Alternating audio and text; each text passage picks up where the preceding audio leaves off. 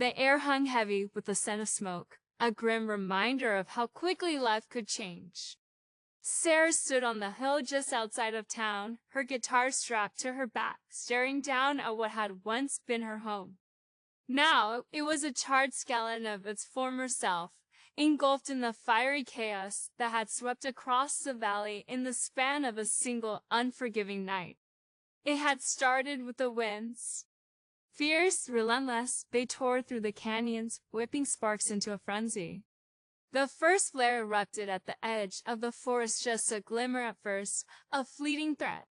But within hours, the fire consumed everything in its path: the trees, the roads, the homes, and even the memories.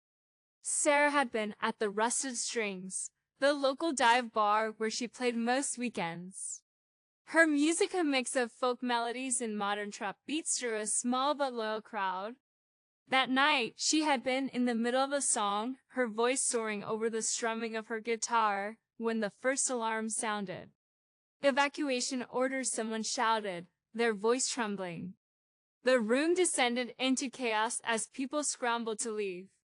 But Sarah had stayed, finishing her song as if the notes could somehow shield her from the inevitable. She had barely made it out in time. Driving through the narrow roads of the valley, flames licking the sky on either side, she felt the weight of every decision she had ever made pressing down on her.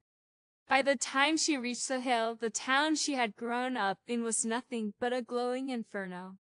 It wasn't just the buildings that burned.